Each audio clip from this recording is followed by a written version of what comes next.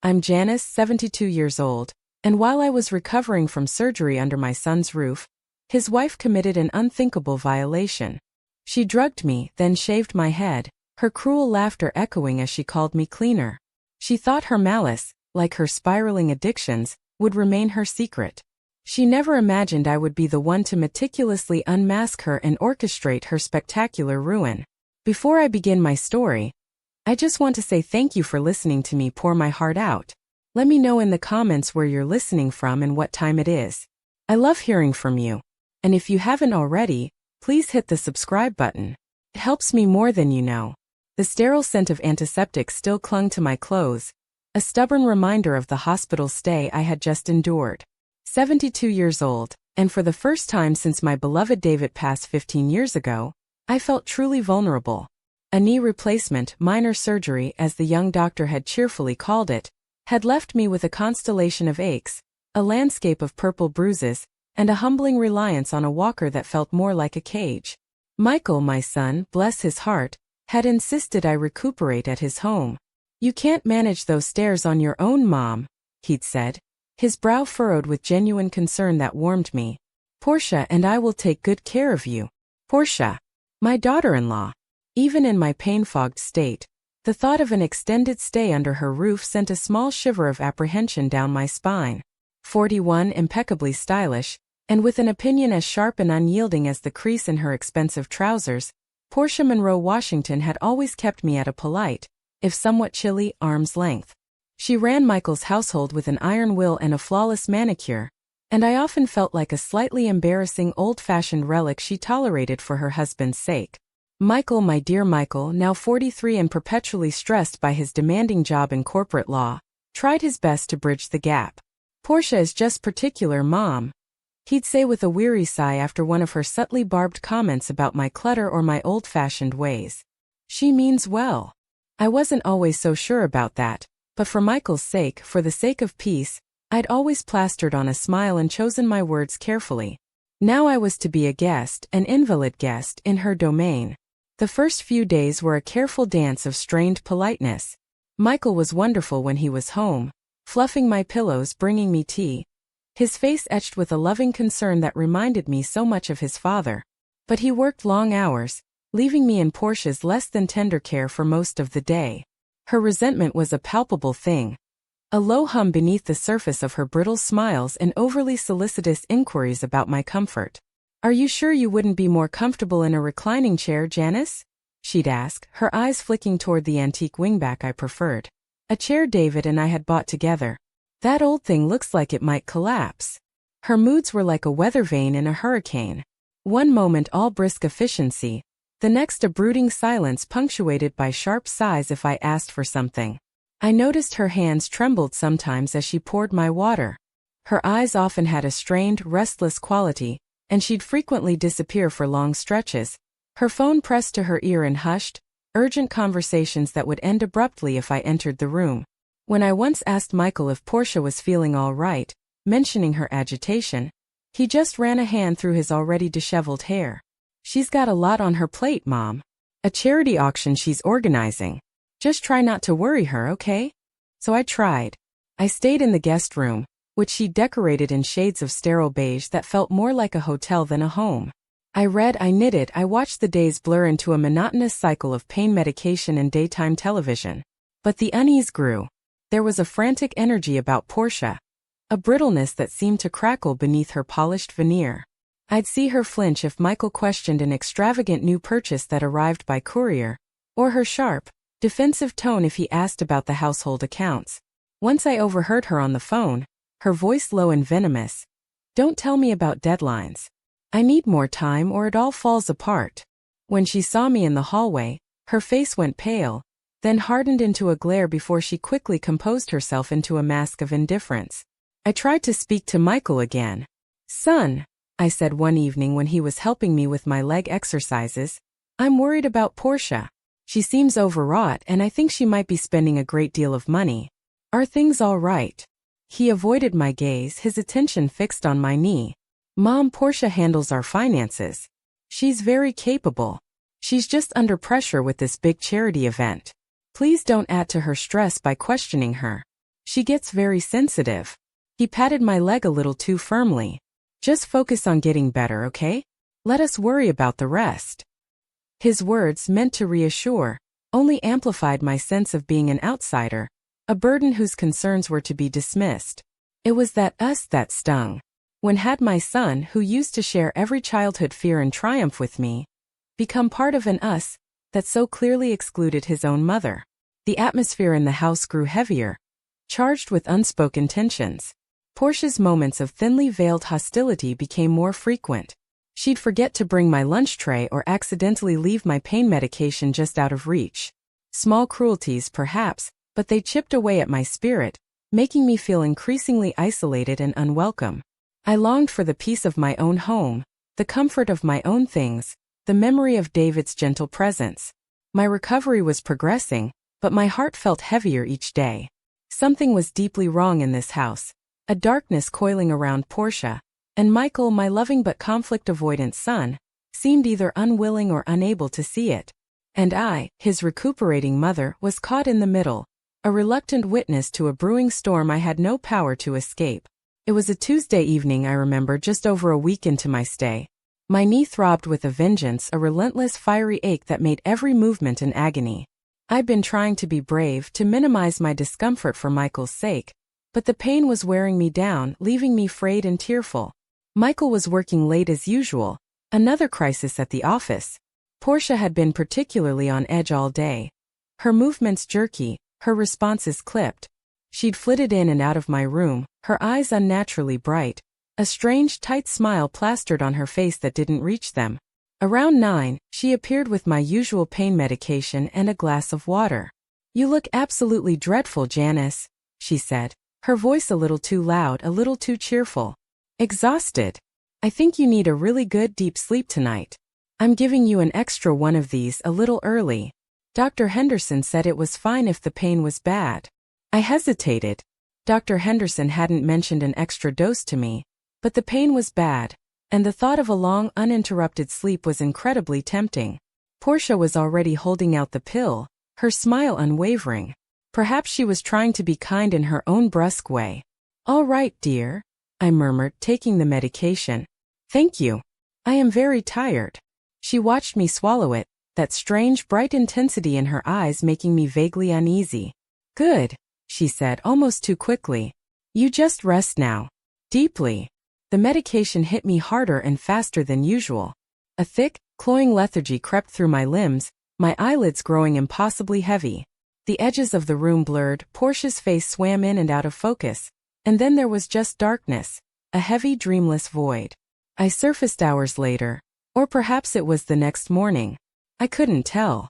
My head felt thick, my mouth like cotton. But it was another sensation, an unfamiliar one, that truly jolted me from the dregs of sleep. A coldness, a draft on my scalp.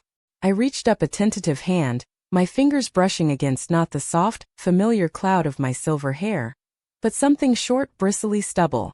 My eyes flew open. The room was dim, the early morning light filtering weakly through the curtains. I fumbled for the lamp, my heart beginning to pound a frantic, terrified rhythm against my ribs. The light flickered on. I raised my trembling hands to my head again, exploring, disbelieving.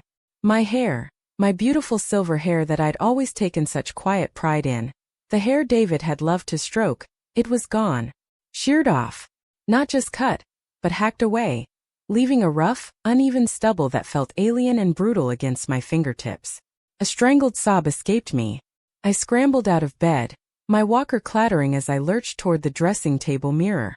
The reflection that stared back was a grotesque caricature, a stranger with a violated scalp, eyes wide with dawning horror and utter incomprehension.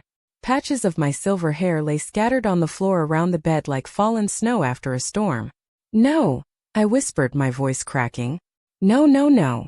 The door creaked open and Portia stood there, already dressed in a sharp pantsuit, a coffee cup in her hand. She took in my reflection, my horrified face, the evidence on the floor, and a slow, chilling smirk spread across her lips. "Oh, you're awake," she cooed, her voice dripping with mock solicitude that made my skin crawl. She sauntered into the room, her gaze clinical as she surveyed my head. "Doesn't that feel so much cleaner, Janice?" Much less fuss for everyone. Especially with you being so unwell. She let out a short, sharp laugh, a sound as brittle and cruel as breaking glass. Honestly, it's an improvement. All that old lady hair was a bit depressing, wasn't it? The audacity, the sheer, unadulterated malice of it stole my breath. This wasn't a mistake. This wasn't a misguided attempt at care. This was a deliberate act of cruelty, of humiliation. Michael. I finally found my voice, a raw, broken shriek. Michael, come here now. My son stumbled into the room a moment later, his hair disheveled, his eyes blurry with sleep, taking in the scene, me clutching my ravaged head, the scattered locks of hair, Portia's triumphant smirk. His face went slack with shock, his eyes widening in disbelief. Mom, what on earth happened? She did this? I cried, pointing a trembling finger at Portia. Your wife. She shaved my head while I was asleep. Michael stared from me to Portia, then back to the hair on the floor, his expression a maelstrom of confusion and dawning horror. Portia, did you? Portia immediately launched her offensive, her voice rising sharp and accusatory. Michael, darling, don't be ridiculous. Of course I didn't shave her head. She was terribly restless last night, feverish, pulling at her hair. It was getting so matted and unhygienic. I was worried about infection after her surgery. I tidied it up drastically, yes, because it was such a mess. I was trying to help her. She turned to me, her eyes like chips of ice. You were pulling out clumps, Janice. Don't you remember? I stared at her, aghast at the brazenness of her lies. That's not true. You drugged me. You did this to humiliate me. Drugged you? Portia scoffed, turning back to Michael with an expression of wounded innocence. See, Michael? She's not making any sense. She's overwrought. I think the surgery and the medication have just been too much for her. Michael looked from Portia's furious, indignant face to my tear-streaked, devastated one, his own expression lost and overwhelmed. Portia, her hair, all of it, he stammered, clearly struggling. Mom, are you sure? Of course I'm sure, I sobbed. Look at me, Michael. Look what she did. I was just trying to keep things clean and manageable for her, Portia insisted, her voice rising to a shriek. She's making me out to be a monster. You believe me, don't you, Michael? You know I wouldn't hurt her. He ran a hand through his hair, his gaze darting between us, a man caught in a vice. I don't know what to think, he finally mumbled, his eyes avoiding mine. Portia, maybe you should have waited, asked me. Mom, maybe you were just very out of it. He sounded desperate to find middle ground, a less horrifying explanation. But there was no middle ground. There was only Portia's vicious act and my son's devastating failure to unequivocally condemn it, to protect me.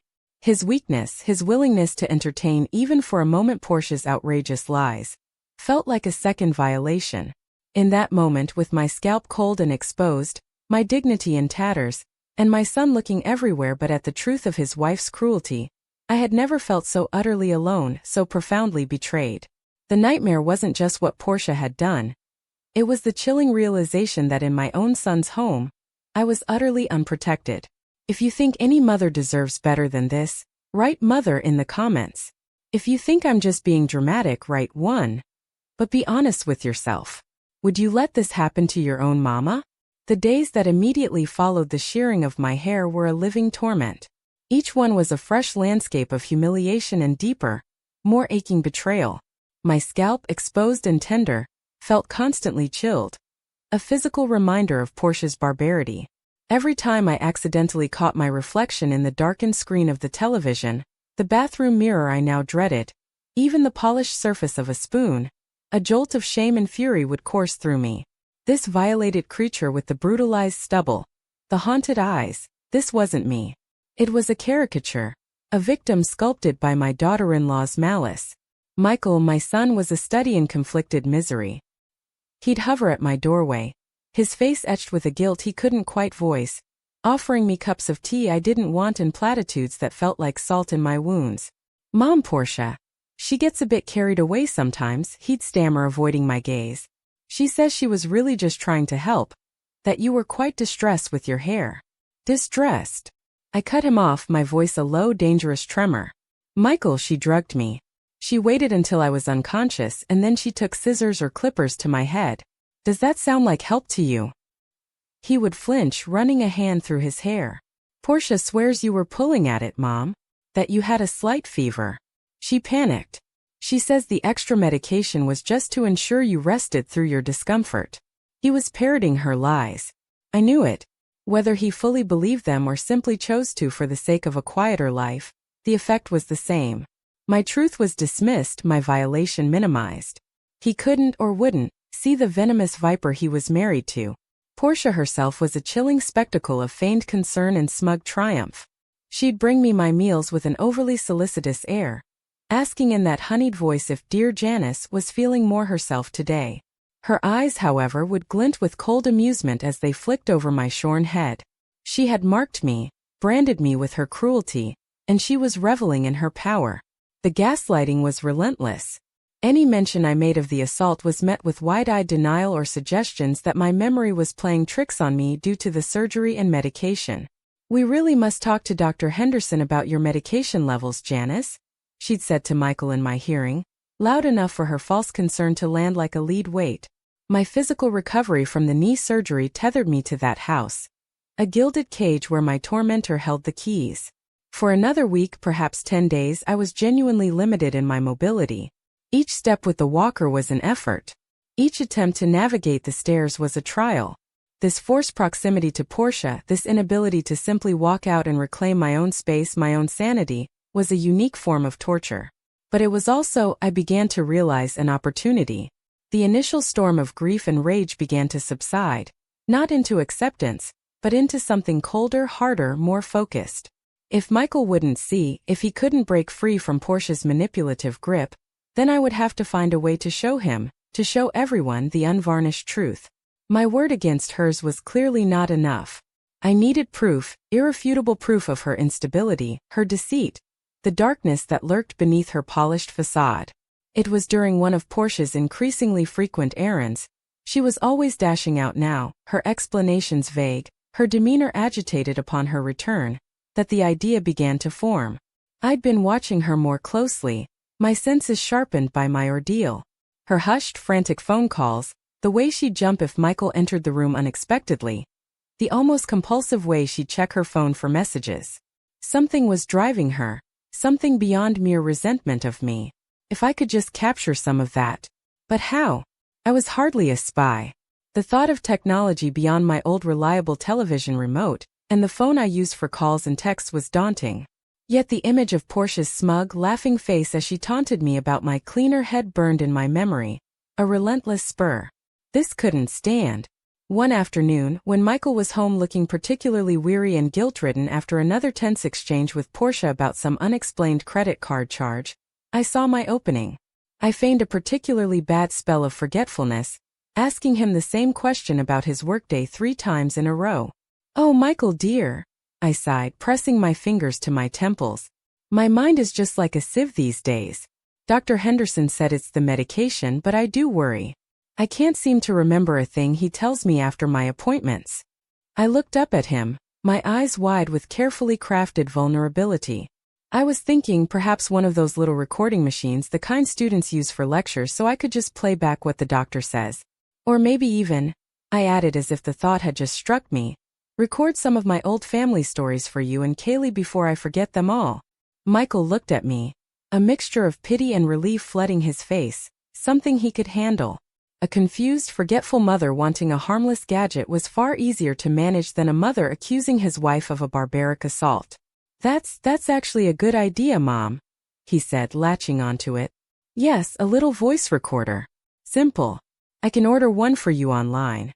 We'll get you one that's easy to use." He was so relieved by my seemingly harmless request, by this evidence of my failing faculties that so neatly fit Portia's narrative, that he had it delivered within 2 days. It was small, black, and discreet with a single prominent button for record. The instruction manual was thin. That night, after Portia and Michael had retired to their room, their hushed, tense argument a familiar soundtrack to my evenings, I sat alone in the dim light of my guest room. The small recorder felt cool and heavy in my palm. I, Janice Washington, a 72-year-old widow who had faced down life storms with resilience and grace, was now contemplating espionage in my own son's home. A bitter smile touched my lips. Portia wanted to see me as frail, forgetful, and powerless. She was about to discover just how wrong she was. I spent the next few hours, fueled by cold fury and the memory of Robert's unshakable belief in my strength, painstakingly learning its simple operation. My plan, audacious and terrifying, began to solidify. I would gather my proof. I would unmask Portia Monroe. And then I would have my justice. The woman my son and daughter-in-law thought they were dealing with over the next few weeks was a shadow of my former self. A creature of hesitant steps, clouded memory, and eyes that often seemed to stare into a bewildered distance. I perfected the art of the misplaced teacup, the quavering voice asking for a thrice-repeated explanation, the vacant nod when Portia issued sharp, impatient instructions. It was a humiliating charade. Each feigned moment of confusion was a small bitter pill to swallow. But beneath this carefully constructed veneer of decline, a different Janice was at work, a meticulous observer, a patient strategist, fueled by cold, unyielding anger and an unshakable resolve. My little voice recorder, nestled in the pocket of my dressing gown or hidden beneath a cushion on my armchair, became an extension of my own outraged senses. Portia, meanwhile, was unraveling. Her addiction, or addictions as I was beginning to suspect, was a hungry beast, and its appetite was making her increasingly brazen and astonishingly careless.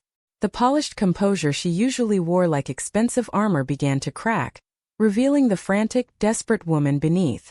Her errands became more frequent, her absences longer. She'd return with flushed cheeks and overly bright eyes, or sometimes pale and trembling, snapping at Michael over the smallest perceived slight.